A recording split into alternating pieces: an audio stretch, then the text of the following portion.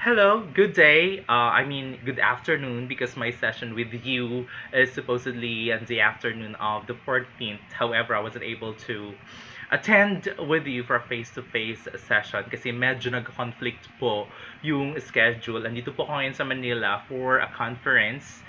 It's actually called DepEd Cyber Expo 2019. It's the first time the Department of Education is initiating an event like this. So I'm so sorry.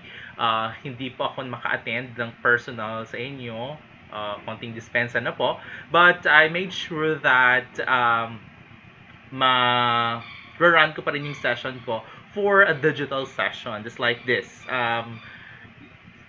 Kung maganda lang sana yung schedule at yung time, I can be with you through Skype or Facebook Live or anything, basta live. However, since conference po siya and natapat po yung seminar na schedule ko sa inyo for a breakout session, it's very important to attend to to those sessions. Kaya I've decided para hindi po magulo yung matrix ng training, of course, ninyo, ang ginawa ko na lang is I recorded a session on the robotics in the classroom. Of course, same pa rin yung topic to be followed by a workshop na lang po. So, thank you very much for your understanding. Rest assured kung ano man po yung i-discuss ko sana sa inyo face-to-face, same pa rin po yung di-discuss ko ngayon. It's just that hindi lang po siya face-to-face. It's a digital session. So, ayun po. Before anything else, I would like to introduce myself. I am Mr. John Paul M. Viernes. I am from Batac, Ilocos Norte. I am the current Project Development Officer 2 of the City Schools Division of Batac under Learning Resource Management and Development System. Aside from that, I am affiliated to Microsoft. I am a Microsoft Innovative Educator Expert and a Master Trainer. And I have a good news for you since I am a Master Trainer of Microsoft. Our session for today, our digital session for today, is a registered F2F digital session. It's not actually F2F session. It's registered digital session of the Microsoft. So, register ko po siya sa Microsoft. And at the end of our session, you'll be receiving a 3,000 points, enough for you to be a Microsoft Innovative Educator if you wanted to avail that certification of the Microsoft. So, ayun po. Again, at the end of our session, I'll be giving you code and then pwede nyong gamitin yung code to retrieve your certificate as a Microsoft Innovative Educator. Gusto niyo po ba yon? Of course, gusto niyo yon. Kasi nga, ano bang pwedeng magawa pa if you are holding a Microsoft Innovative Educator? You can join different activities of the Microsoft here and abroad. Plus, yung mga freebies na pwedeng ibigay at pwedeng ibigay sa inyo ng Microsoft Education Community. So, ayun po. My topic for today is all about robotics in the classroom. And ito po, by the way, ito po yung sample ng certificate na marireceive nyo. Aside from yung bibigay ng Schools Division of Ilocos Norte, you'll be receiving a certificate of recognition from Microsoft at the end of our session. So, very exciting. I got mine when September 22, 2017. So, and rest assured, after my session with you, you'll be getting your certificate too as a Microsoft Innovative Educator. And of course, signed po yan ng director ng Microsoft Educator. So this is a sample and incentive for listening to me because madaming parts po yung session natin to. Kahit wala ako dyan, andito po ko ngayon sa aking hotel recording for my session with you. Again, I'm so sorry I wasn't able to attend for a face-to-face session. But rest assured, again, kung ano man madidiscuss ko sa face-to-face, same lang din po ang didiscuss ko ngayon. Mas maganda pa kasi you can actually pwede mong i-rewind or pwede mong i-download because my session will be uploaded to my YouTube channel as well so that you can download it. Okay po ba yon? Okay po ba? Of course, di ko kayo naririnig. Pero I'm sure it's okay. So, let's go. These are my tasks for today's session: designing lesson integrating robotics in the instructional process and identifying lessons suitable for robotics integration. So, ito po yung ating task ngayon, which is breakdown ko siya sa 5 agenda. So, we have first is the SAMR model. So, most probably may mga seminars na kayo. On SAMR model. And may mga ilan din na teacher hindi pa nakapag-SAMR model. So, I've decided to discuss na lang po yung SAMR model since ito po yung model na ating gagamitin on designing lessons on robotics integration. So, kung sa iba na nakakaalam, this will be a review on your part. And for those na hindi nakakaalam, this will be at least an introduction to the SAMR model. Okay? And then, second po is robotics. And then third is robotics for elementary learners, which is, may dalawa po tayong klase. We have the Kibo robot and we have the M-bot or the Webot. And fourth is the designing lessons with robotics integration. Again, we'll be utilizing SAMR model. Bakit kaya SAMR model lang ba? Pwede na ma-answer yan mamaya as we go further our discussion. And of course, I'll be showing you sample lessons as well na nag-integrate ng robotics sa teaching and learning process. So, ayun po. Thank you. And let's proceed. Alright, so as we proceed, I'll be showing you pictures that illustrate how today's world has changed. So, kung titignan natin, dati ang birthday, ito yung birthday. So, very normal, may cake, may party, just like yung sinabi ng bata, wow, look at all these presents. So, meron siyang mga regalo. But now, if you look at that, ito yung klase ng birthday na gusto na ngayon ng mga bata. Aminin nyo, hindi lang mga bata, pero kayo din. Birthday as it is now. So, instead of having party, mas linulook forward natin yung mga notifications sa ating social media.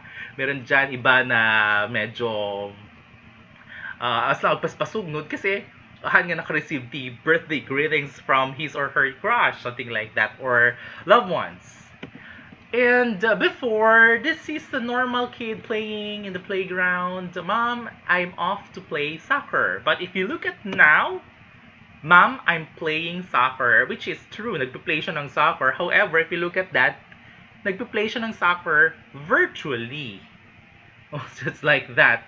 May mga games tayo, mga virtual games tayo na nilalaro ng mga bata. Just like, actually ngayon, medyo censored na yung mga games, virtual games. Just like yung Mobile Legend, which is napaka-violente ng faces ng mga face ng larong iyon, something like that.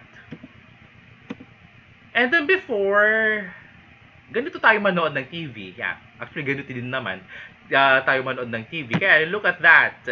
Dati, yung TV mataba and then yung TV ngayon payat. Kaya lang, if you look at it before, yung TV, yung nanonood rather ng TV noon, fit.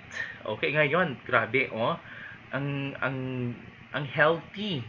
Ang healthy ng nanonood ngayon kasi nga kulang ng exercise.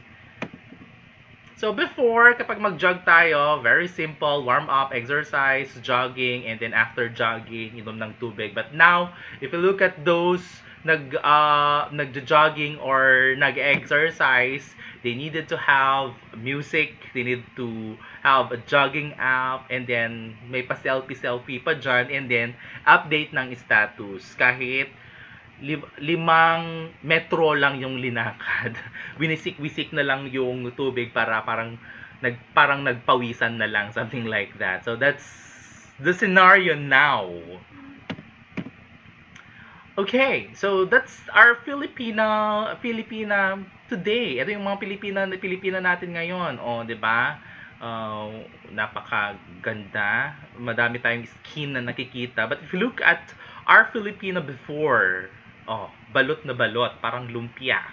Parang lumpia or parang ayaw magpakita ng skin. Pero still may class. Pero may class silang dalawa. Kaya lang mas ayokong sabihin na mas sexy kasi sexy naman yung mga Filipina dati. Kaya lang ngayon mas madaming skin na nakikita or hindi yung kasing dati is very conservative pero ngayon hindi naman liberated. May free na yung mga Filipina, like pwede lang kulutin yung buhok nila, pwede lang magpa-rebond, pwede silang depende kung anong gusto nilang gawin sa katawan nila. This is the car now, and if you look at the car before, napakalaki ng difference, right? Yes. This is the cell phone today. Actually, hindi na yan updated because we have iPhone 10. That's iPhone 8.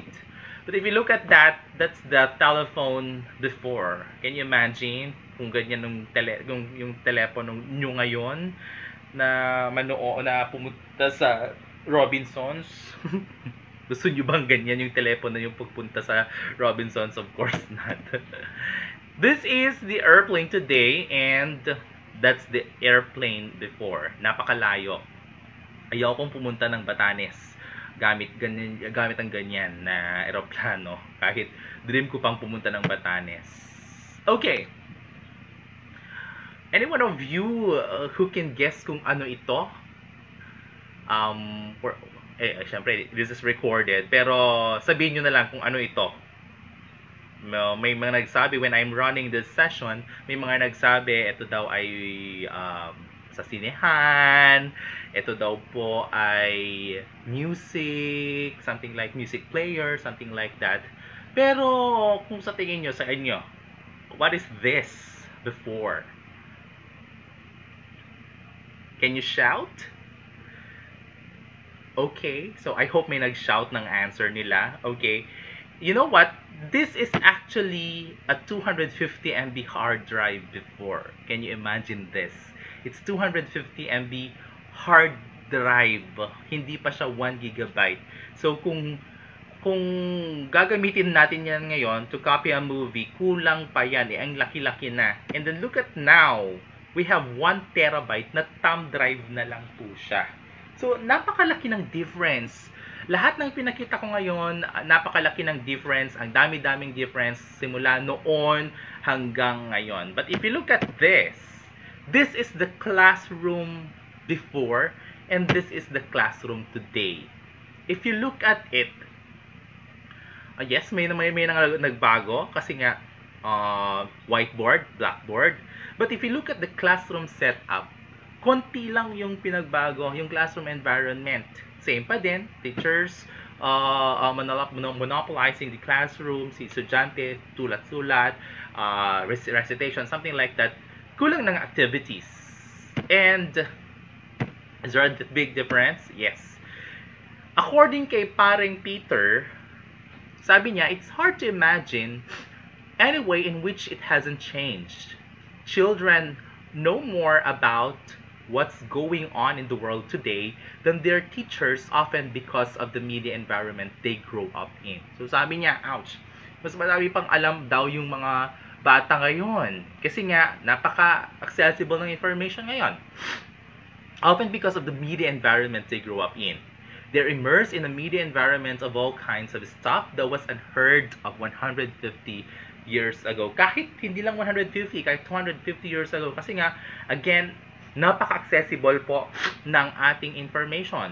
ngayon. And yet, if you look at the school today versus 100 years ago, they are more of similar than the similar. So, mas magkapareho, mas madami yung similarities daw ng ating classroom today compared to the classroom 150 or 100 years ago. Mas madami yung similarities niya compared doon sa mga pinakita ko sa inyo, like the car, like the telephone, like yung mga Filipina natin noon. Napakalaki ng difference. But our classroom, mas similar siya ngayon versus 100 years ago. Now, I wanted to show you this. This is called the generation era. Hindi ako makakapag-census sa inyo ngayon kung sino yung baby boomers, generation X, and generation Y. But for baby boomers, we have those who were born between 1950 to 1960. Generation X is 1961 to 1980. Generation Y is 1981 to 1995. And Generation Z is born after 1995. Now, I will not discuss this kasi nga, ang gusto ko lang ipakita sa inyo is meron tayong mga generation era. Iba yung mga generation noon. Just like say, ako po is, I am on Generation Y. Kami po yung mga digital natives. Kasi ngayon, hindi na lang po siya nila digital natives, is mga technoholics na sila. Mga alpha babies, napaka-extreme na nila in terms of technologies. Or kami po yung mga mag-start na po ng mga millennials, Generation Y. It's 1981 to 1995. Ang gusto ko lang pong ipakita is mayroon tayong iba't ibang klase. We're no longer dealing with Generation Y. We're no longer dealing with Generation X. Iba na po yung kailangan ng mga bata. Iba na po yung aspiration nila. Iba na po yung attitude toward technologies. And of course, iba na po yung mga signature media na ginagamit nila ngayon compared noon. Say for instance, siguro sa amin nung elementary, napaka-effective pa yung mga Manila paper technology, or we call that as MP4, Manila paper technology, fold into 4, something like that. Pero ngayon, effective pa rin siya kasi hindi naman natin siyang pwedeng i-phase out. Kaya lang, ang kailangan ng mga bata ngayon is variations, variety, iba-iba. Kung parati na lang po yung ginagawa natin, maboboard sila at maboboard. Kasi ganyan ang characteristics ng ating mga learners ngayon. Today's learners are different today. Just like yung pinakita ko, meron tayong generation era.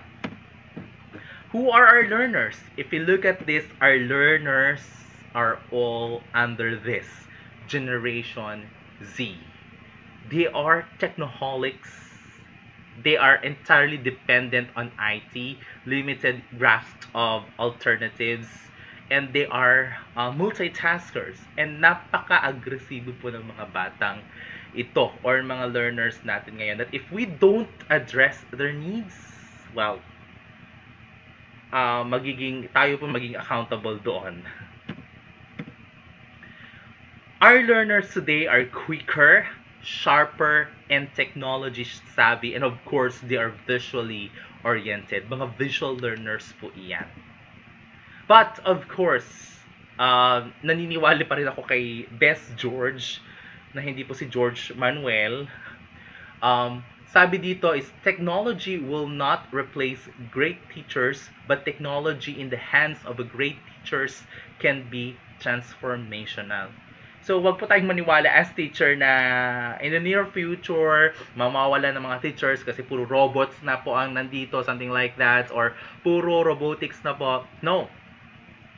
Walang kwenta po ang technology kung hindi alam ni teacher gamitin. Or kung hindi alam ni teacher gamitin at gamitin yung technology as a tool for teaching and for the teaching and learning process. So, ayun po. Now, introducing to you sa mga hindi pa nakakaalam, The SAMR model, of course, sa mga nakakaalam na ito, this will be a review on your part. What is SAMR? SAMR is substitution, augmentation, modification, and redefinition. It's an acronym summarizing a four-stage model for looking at understanding one's use of technology. What now? This model supports enables teachers to design, develop, and infuse digital learning experience that utilize technology. So, na-assess po ng model na ito as regards kung ano ba yung talagang role ng ICT into the teaching and learning process. Like say for instance, kapag nag-PowerPoint ka, ano bang level of ICT integration yon? Kapag nag-robotics ka, highest level na ba yon? Or depende on how you design your lesson.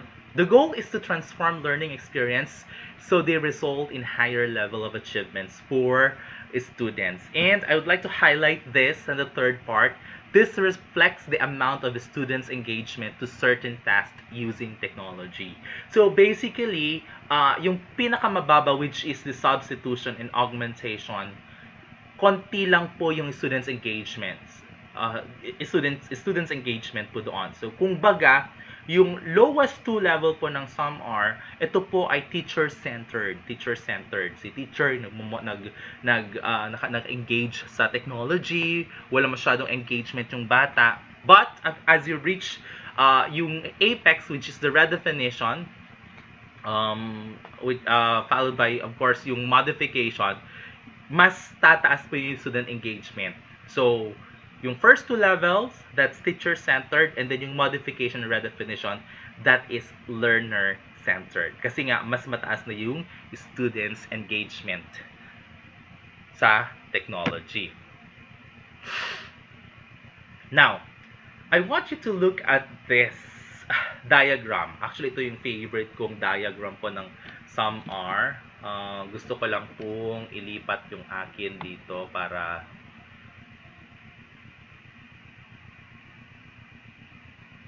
okay,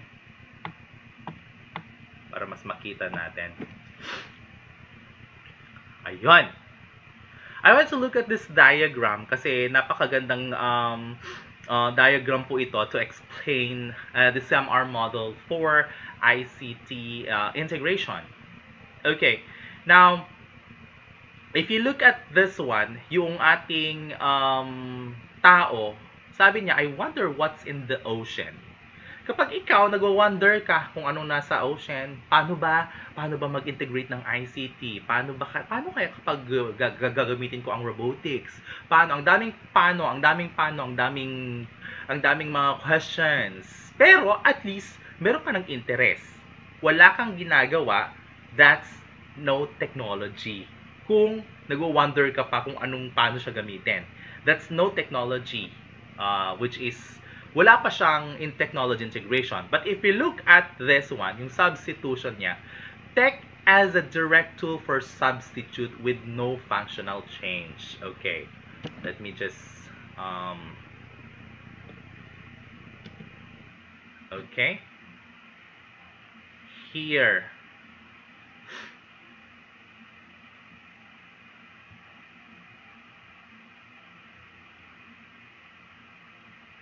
Okay. Control 2. Okay. So, kung dito sa part na ito, wait lang po. Kung sa part lang to, wala ka pang ginagawa. Dami-dami mga questions, dami-dami mong gustong mangyari, kaya lang wala ka namang ginagawa, question lang ka ng question. So, that's no technology. But, if you look at this part na, meron ka nang ginawa. Like, meron ka nang ginawa dito. So, remember, ang question natin is, what's in the ocean?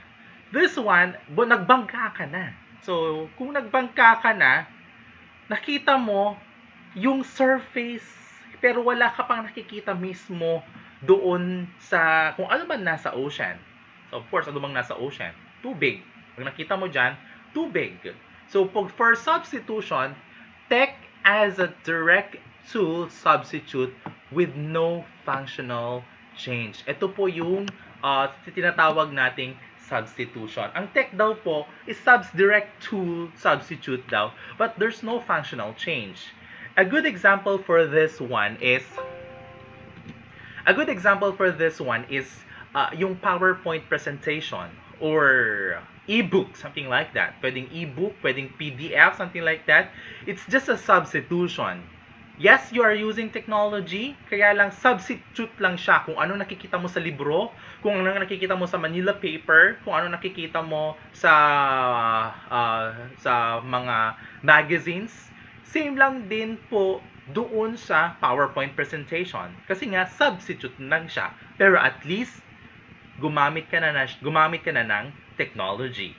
So, that's substitution. Like yung mga handouts, like meron kang binigay na mga handouts sa mga bata. Do you think there's a level of ICT integration na doon? Yes, of course. Kasi nga ikaw layout mo siya, ginawa mo siya into Word, print out mo siya, but that is a substitution. Same lang din po yung function niya. Babasahin ng bata, ibibigay mo siya, and then may answer ng mga bata. So that's substitution. Okay. Now,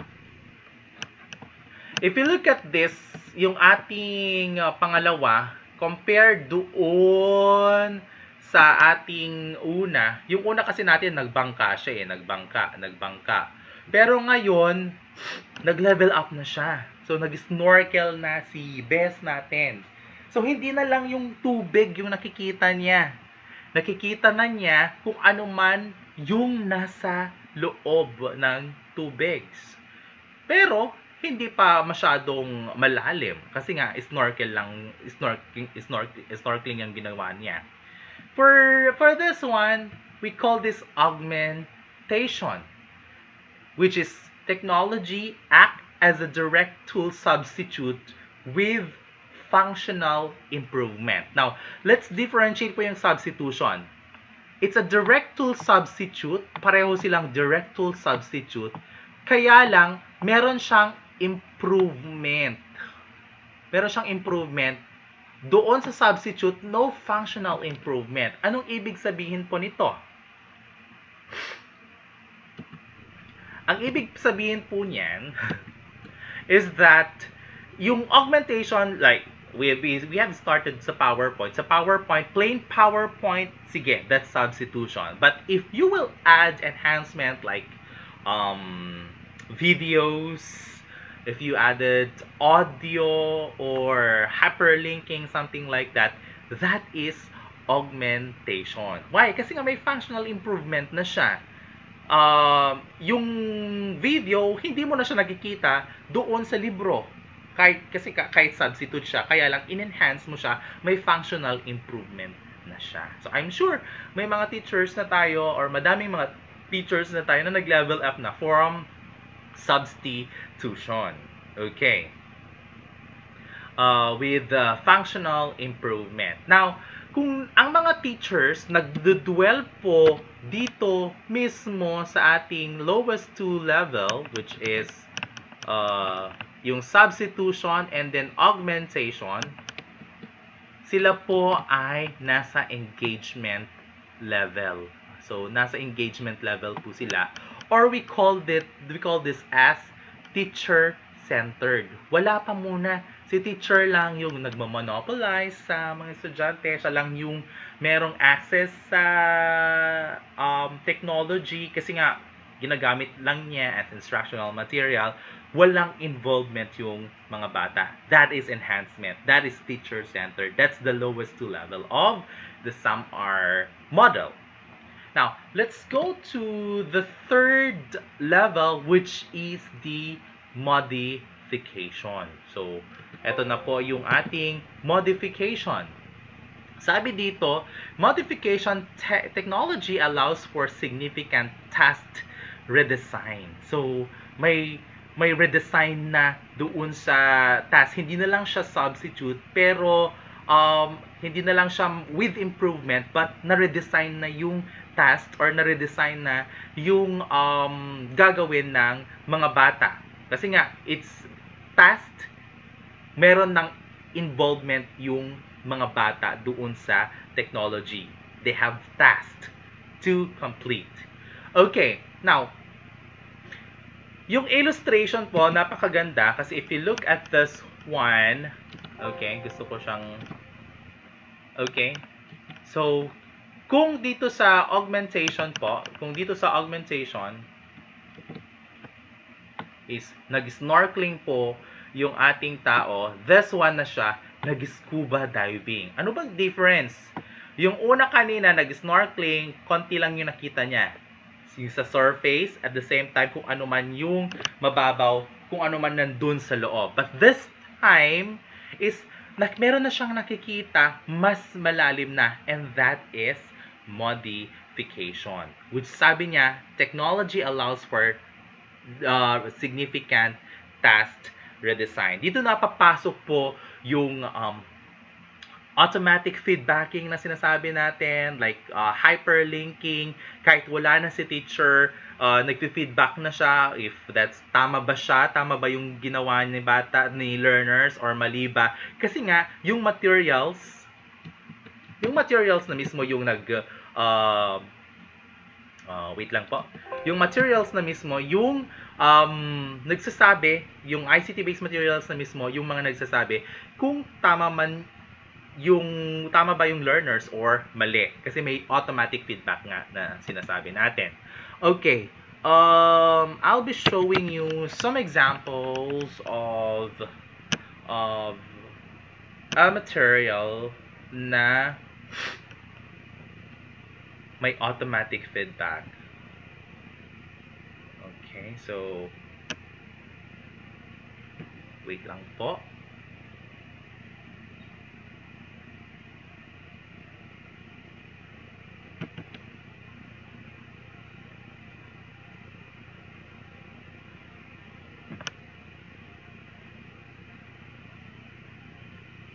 Okay, wait lang po. So, okay.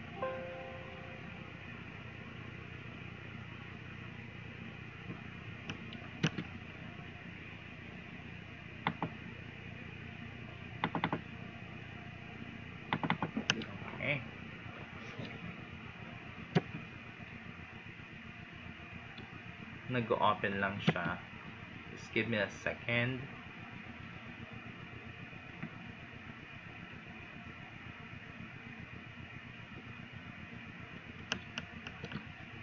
Okay.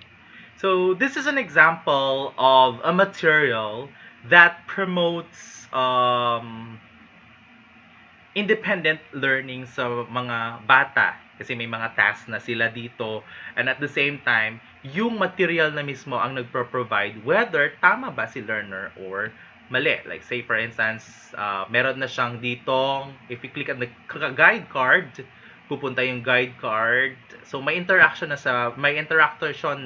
yung bata sa technology, like overview, and then meron siyang back feature, and then pupunta siya sa activity 1. So if you look at it, pwedeng mag-answer ng bata, like say for instance this one. Pwede siyang mag-answer here, okay? Like this one, pwede siyang may feedback siya. Oops, try again. So, eto na po yung sinasabi natin na automatic feedback. And then, meron siyang option na yes, try again. Okay, try natin. Oops, try again, yes. And then, ayan na po. So, this is the feedback. So, okay na. Tama. And then, next question ulit. Something like that. And then, may nag-question sa akin noon, like,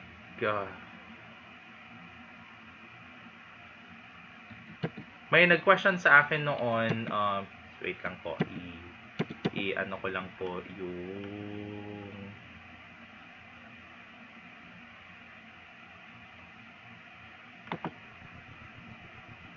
ayan.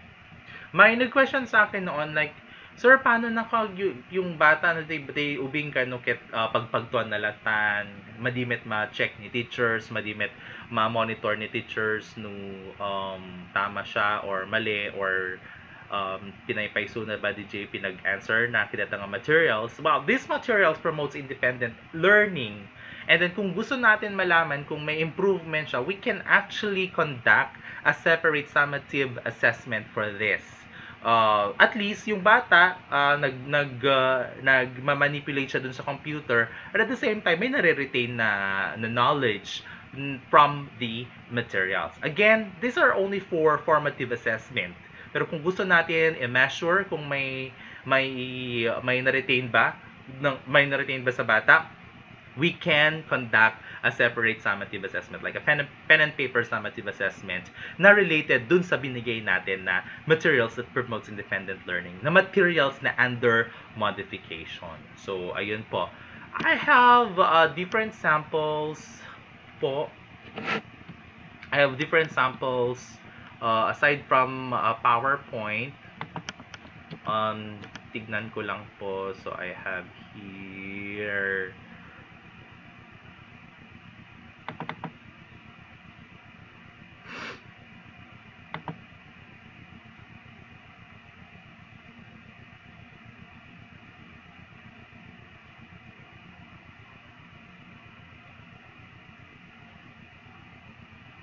wait lang po, medyo nag-hang yung aking laptop.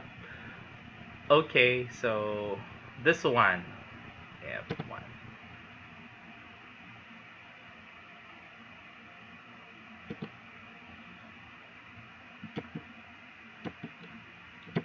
Okay, here. So, Kumusta? ayan. Nagbigat yung amin. Si Director Mario This is the ay nasa best batas ngayon upang gawin ang kanyang unang example proyekto. of Maaari ba natin siyang tulungan ibahagi independent ang mga iba't learning? ibang elemento ng pelikula?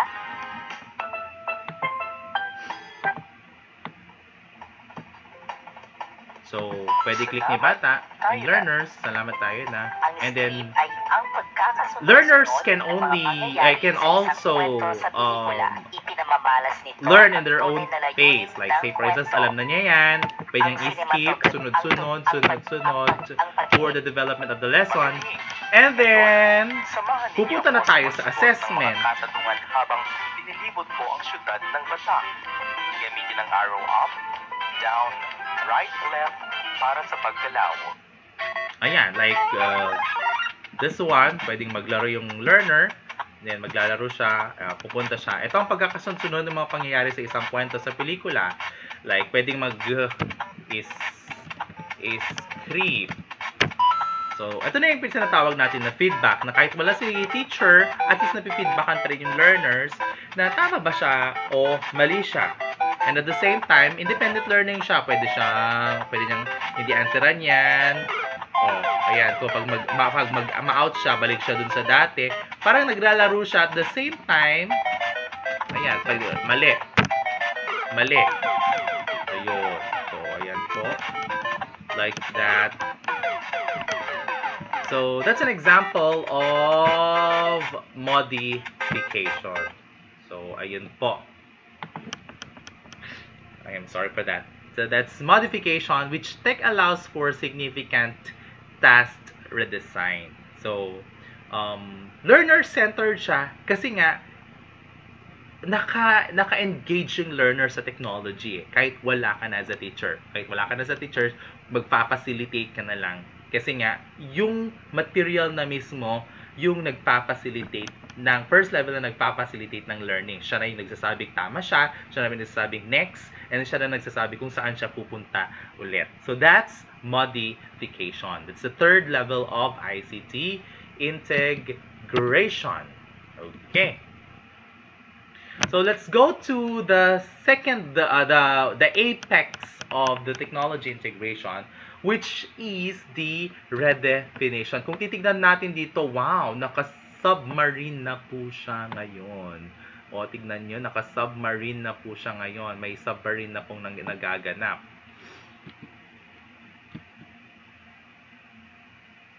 Wait lang. And then, which is yung una, kung titignan natin, okay, yes, nag-scuba diving siya, pero mas deeper po yung nakikita at mas madaming nakikita yung redefinition. Ano ba yung redefinition? This is technology allows for the creation of new tasks previously inconceivable. So kung ano man po yung na-learn ni bata, those learners were able to apply this into real world scenario. Like say for instance, your topic is all about mixture. And pwede yung bata na i-relate niya into real world scenario, like pwede yung i-relate niya sa garbage segregation, something like that. So that's red definition. I'll be showing you samples of red definition outputs po. Let's just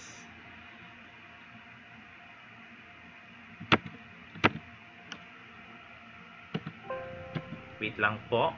I-set up ko lang. Maganda dito, at least nandito ako ngayon sa ating since most of you here are elementary or lahat kayo dito elementary, I'll be showing you output po ng elementary pupil natin.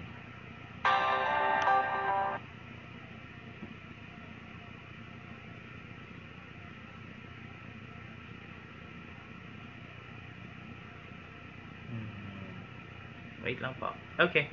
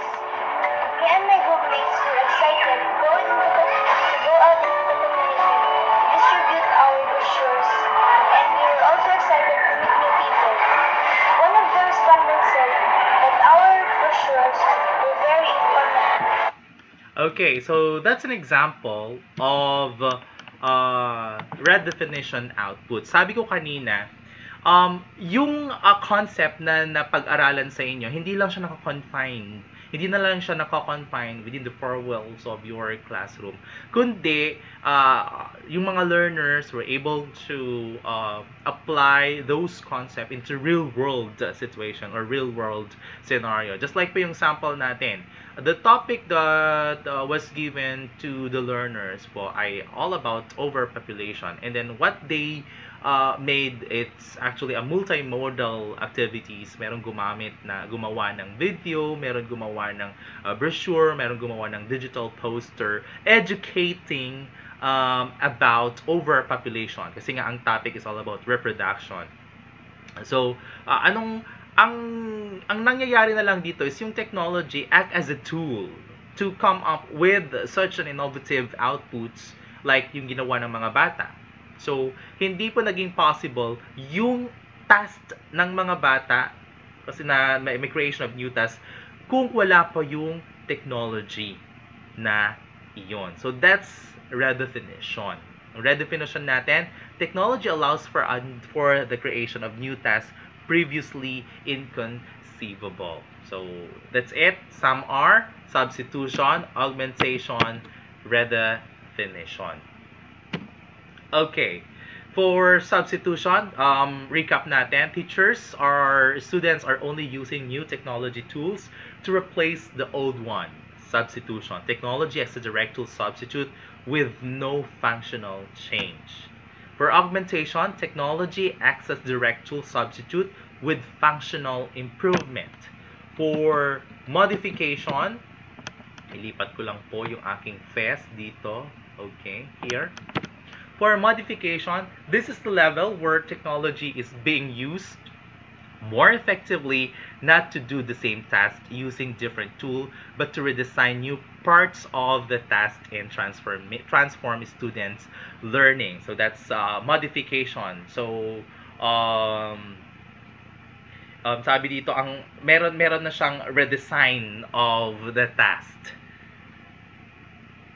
And then for redefinition means that the students, sorry for that, use technology to create imperceptibly new tasks and creation of outputs connecting to the real world situation. So, which just makes sense. If we are to produce learners who are lifelong learners, dapat na i-relate natin yung mga concept na tinuturo natin into real world situations.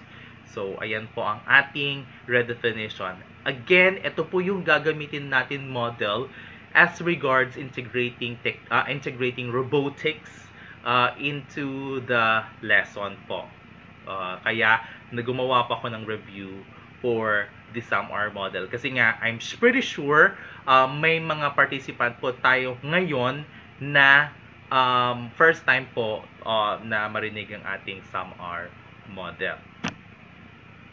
Okay, for again review for the first two level, that's the enhancement. Teacher-centered po siya, that's substitution and augmentation. Teacher lang yung nagmamanipulate, but for transformation, learners na po. It's student-centered or learner-centered na po siya. Kasi nga, yung engagement, mas mataas na po yung engagement ng mga bata doon sa technology. And of course, if you look at this one, kaya napaka-confident po natin to promote yung SAMR. SAMR is actually anchored with Bloom's taxonomy. Alam naman po natin yung Bloom's taxonomy, napaka-universal po yan. Yan po yung ating legal basis sa K-12 curriculum, most especially sa assessment. SAMR, which is makes sense, the highest level or the apex of Bloom's taxonomy is creating, which is ang highest level po ng SAMR is redefinition, outputs. May output po siya, creating. And then substitution, the lowest level, which is remembering, which makes sense. Kapag PowerPoint lang po siya, aalala lang po yung mga bata, mga concepts, mga theories about that. But there's no applications. That's substitution. And then, pataas na siya to understanding, applying, analyzing, and evaluating. And of course, the apex, which is the creating. So, ayan po, that's the end of my part 1 discussion. Part 1 pa lang po ito. We still have part 2 and part 3. Yung part 1 po natin is all about the SAMR model, which is ang gagamitin natin in designing lessons for our robotics integration into our into the teaching and learning process. Okay?